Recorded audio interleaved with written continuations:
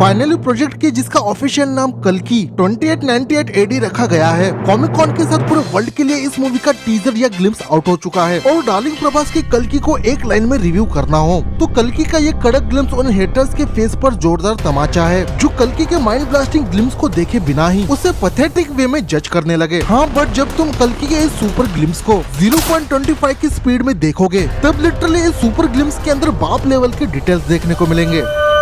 What is Project K?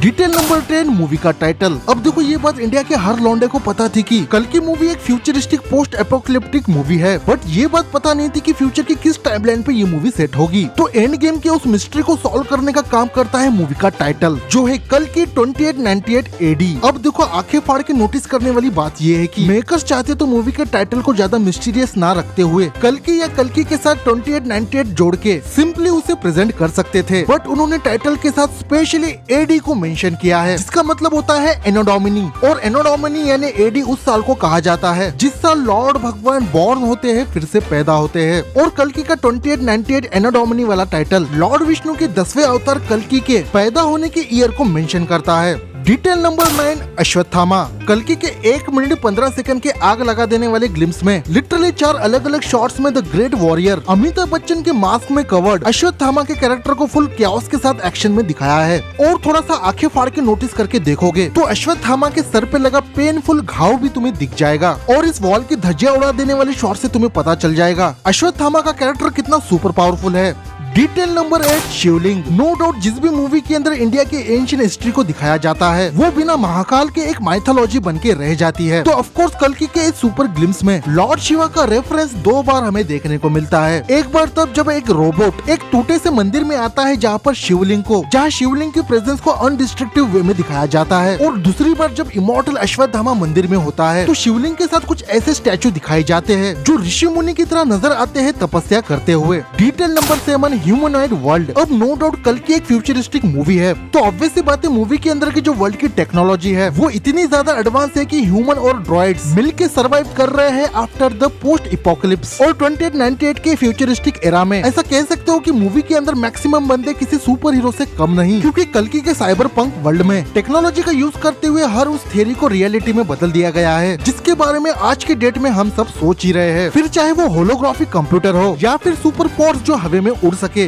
Detail number 6 no boundaries in the world. कल्कि के super glimpse में दिखाई दीपिका के इस इंटेंस माहौल वाले शॉट को जब तुम देखोगे तो 360 डिग्री के एंगल में अलग अलग कंट्रीज के अलग अलग लड़कियों को वहाँ पे खड़ा रखा गया है, और एक शॉट में तो ये भी देखने को मिलता है कि 2-4 जन मिलकर एक लड़की को पॉड में डालकर कुछ बड़े लेवल का कांड कर रहे हैं, जिसका क्लियर कट मतलब यही निकलता है कि फ्यूचर में डेमोक्रेसी की पूरी तरीके से धज्जियां उड़ चुकी है और कुछ ऐसे इविल बैडमैन पूरे इंटायर वर्ल्ड पे रूल कर रहे हैं जिसके टेरर से लिटरली पब्लिक भाग रही है। डिटेल नंबर 5 प्रभास एज कल्कि। जैसे कि मैंने प्रोजेक्ट के रिलेटेड कई वीडियोस में कहा है कल्कि के सागा को 2 पार्ट्स में बनाया जाएगा, जिसमें से ये जो सुपर हीरो साईफाई मूवी है वो एक्चुअली में डार्लिंग प्रभास के सुपर हीरो कैरेक्टर की ओरिजिन मूवी होगी, जिसमें ऑब्वियसली प्रभास के कैरेक्टर को ये बात पता नहीं होगी कि वो लॉर्ड विष्णु का सुप्रीम 10th अवतार कल्कि है जो एक्चुअल में बैड कलयुग का एंड करने के लिए 2898 एनो डोमिनी ईयर में पैदा हुआ। दैट मींस ये डायनामाइट फिल्म कल्कि की सुपर हीरो ओरिजिन मूवी होगी। बट डिटेल नंबर 4 से ये बात कंफर्म हो जाती है कि मूवी के सुपर विलन को पता है कि एक्चुअल में प्रोजेक्ट के यानी कल्कि कौन है, और जिसे भी डिस्ट्रक्टिव कल्कि की हिस्ट्री के बारे में 1% भी पता है वो बंदा जानता है कि कलयुग का एंड गेम करने वाला कल्कि का अवतार और उसका सबसे बड़ा दुश्मन कली है। और ये वाला शॉट कंफर्म कर देता है कि सुपर विलन को पता है प्रोजेक्ट के यानी कल्कि पैदा हो चुका है, क्योंकि ये पॉड पे खड़ा ह्यूमन असुर और इस चश्मिश के सामने खड़ा बंदा सेम ही है, जिससे डिटेल नंबर 3 भी कंफर्म हो जाती है कि कमल हसन का सुपर विलन यानी कली का कैरेक्टर में भी कल्कि मूवी के एंड में अपीयर होगा अल्टीमेट सुपर हीरो कल्कि के साथ डिस्ट्रक्टिव लेवल का वॉर करने के लिए।